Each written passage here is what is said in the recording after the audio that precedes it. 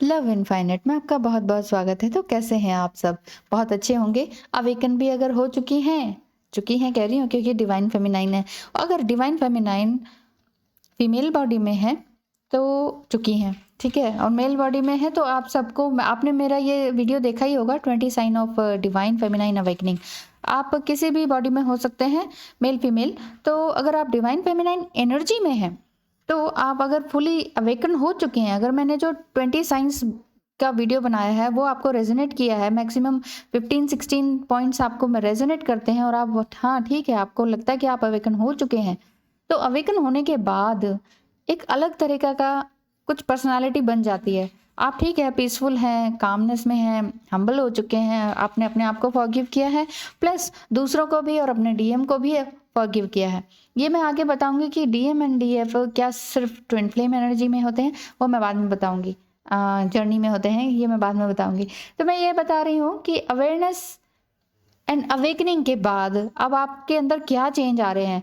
Number one, आपको ये लग रहा है कि शायद मैं इगोइस्टिक हो गया हूँ या हो गई हूँ।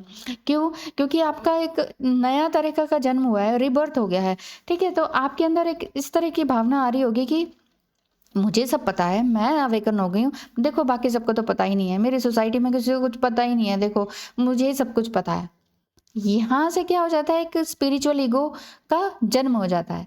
नंबर टू, आपको ये लगने लगता है कि अब मेरे अंदर सब कुछ आ गया है, मैं अवेयरनेस में हूँ, मैं अवेकन हूँ, मुझे मेरे अंदर एक नई तरह की जागृति आई है, मैं मेरा पर्सपेक्टिव चेंज हुआ है। अब मुझे नेम फेम चाहिए।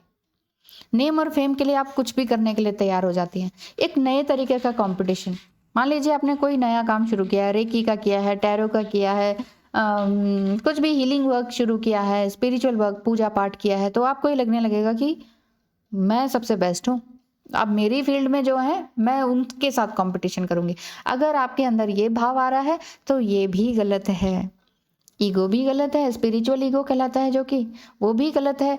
और ये नेम फेम के चक्कर में आप कंपटीशन में लगे हुए हैं, वो भी गलत है। थर्ड पॉइंट आता है, सेल्फ डाउट आने लगता है फिर आपके अंदर, जब आप कंपटीशन में आ जाते हैं और ईगो फिर से आने लगता है। लेकिन ये दूसरी तरीके का ईगो और नेम फेम होता है। 3D वर्ल्ड से ऊपर आप सोचते हैं कि अब मैं एक मास्टर हूँ, मैं एक टीचर हूँ, मैं एक हीलर हूँ, मैं ही सबसे अच्छा पढ़ाती और सिखाती हूँ, मुझसे अच्छा तो कोई है ही नहीं, मुझसे अच्छा टैरो रीडर कोई है ही नहीं, मुझसे अच्छा हीलर कोई है ही नहीं।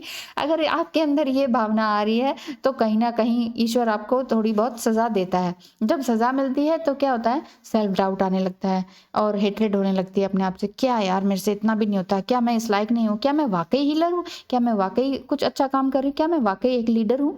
तो खुद से हेट करना या कोसना या रोना, इस तरह की चीजें आपके अंदर आने लगती हैं, अप एंड डाउन आपको फील होने लगता है। And you realize that you are an ocean of love and waves, but फिर भी अनकंडीशनल लव होते हुए भी आपके अंदर कंडीशंस आ जाती हैं। आप कहते हैं, हे ईश्वर, अगर मुझे इस लेवल तक पहुंचा दें तो फिर मैं ये करूंगी वो करूंगी। क्या क्या मतलब? यानी कि आप कंडीशंस में है ना, आप कंडीशन के अंदर आ रहे हैं। 3D वर्ल्ड से ऊपर अब आपकी दुनिया टीचिंग वाली लाइन हो गई है।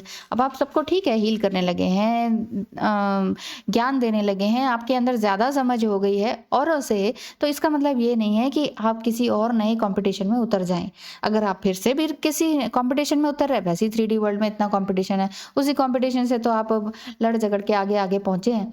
वो सब पहुंच के जिस स्टेज पर पहुंचे हैं, या जो भी आपने जॉब पाई है, ये सब किससे पाई है? कंपटीशन से तो पाई है। और एक्चुअली क्या है ना, एजुकेशन सिस्टम में बचपन से कंपटीशन सिखाया जाता है, बेटा यू आर द फर्स्ट, और बाकी सब क्या डफर है। अब फर्स्ट फर्स्ट कर करके उसका दिमाग तो फर्स्ट सातों आसमान में उड़ने लगता है, और जब वो जिंदगी की थपेड़े में फेल होने लगता है तो तब उसके होश ठिकाने आते हैं, होश ठिकाने आते आते उम्र बीत जाती है। तो बड़ी मुश्किल है डगर पन घटकी। तो नंबर 4 है, फ्रीडम को फील करना। आपको आ रहा होगा, लेकिन फ्रीडम को फील करना मीन्स अब आप टाइम, एज और डेली रूटीन से आप ऊपर उठ चुके हैं, ठीक है। लेकिन ना फिर भी यहीं पर आपको लगता है कि देखो मैं तो अब घड़ी नहीं देखती, मैं तो अलार्म नहीं लगाती, मेरे तो, मैं अपनी एज को भी मैं ये नहीं समझती कि मैं बहुत एजड हूँ, मैं तो यंग फील करती हूँ, अपने आप को बहुत ही यंग फील करती हूँ और उनके जैसा बिहेव करती हूँ। मैं यंगस्टर से भी बड़े अच्छे से हंस के बात कर सकती हूँ या सकता हूँ। मेरा डेली रूटीन भी चेंज हो रहा है, मेरी डेली डाइट्स चेंज हो रही है, मैं बिल्कुल सात्विक प्योर स्पिरिचुअल बनता जा रहा हूँ, बनती जा रही हूँ। अगर आपके अंदर ये आ रहा है तो साथ ही साथ ये भी आ रहा है, देखो बाकी सबको तो पता ही नहीं है, मुझे तो सब पता है। ताकि सब देखो कैसे कैसे फूड खाते हैं, मैं तो ऐसा नहीं खाती हूँ। तो अगर ऐसा हो रहा है तो बी अलर्ट।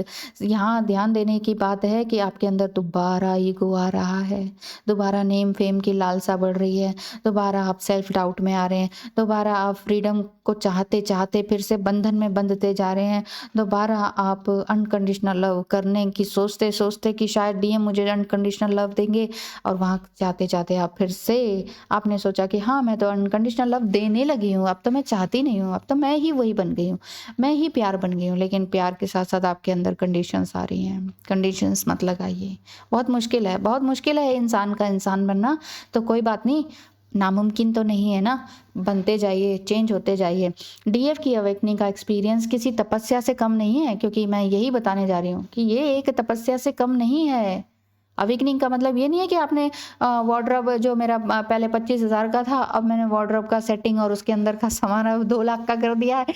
ये चेंजिंग नहीं है, ये चेंजिंग नहीं है। स्पिरिचुअली हाई होना है, मतलब पहले आप सोचते थे कि 10 कपड़ों में से आज क्या पहनूं क्या पहनूं, अब आपके अंदर वो चीज़ आ ही नहीं रही, वो भावना। आप सोच रहे हैं ठीक है कैजुअल वेयर में भी मैं कहीं भी जा सकता हूँ या सकती हूँ, किसी भी पार्टी में अटेंड कर सकता हूँ। महात्मा गांधी को नहीं देखा था, वो तो एक लंगोट में कहाँ कहाँ पहुँच जाते थे फॉरेन में, वहाँ पूरी भरी सभा में भाषण देकर आते थे। उनके पास क्या कपड़े नहीं थे, वो तो बैरिस्टर थे अपने टाइम के, वो भी उस टाइम के जब देश में अनाज नहीं था, गुलाम था देश, उस समय की बात है ये। तो हम क्या चीज़ हैं, हम एक छोटे से इंसान हैं। इंसान को इंसान बनने में बहुत टाइम लगता है, लेकिन कोई बात नहीं, हार मत मानिए, हार बिल्कुल मत मानिए, क्योंकि ये किसी तपस्या से कम नहीं है।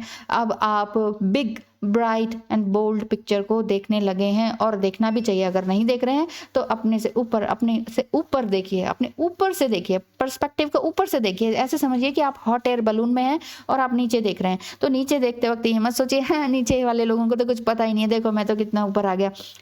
इतना अगर घमंड आता है ना, तो भगवान वो रस्सी भी काट देता है, हॉट एयर बलून की धड़ाम से नीचे भी गिरते हैं, और साथ में फिर क्या होती है, मृत्यु। तो इस मृत्यु को पाने से पहले, असल में मृत्यु तो होनी है, जो पैदा हुआ है वो मरेगा, लेकिन मृत्यु को पाने से पहले जीना तो सीख लें। एज मैटर नहीं करती कि आप कब अवेकन हुए हैं, लेकिन इस अवेकनिंग को प्यार से अनकंडीशनली जीना सीखें। हर पल को एंजॉय करते जाएं, बिना किसी चाहत के, बिना किसी ओवर थिंकिंग के, बिना किसी नेम फेम की चाहत के, और बिना किसी ईगो के। आप बेटर हैं, ठीक है, दूसरे से तुलना करना बंद कर दीजिए। Thank you so much for watching.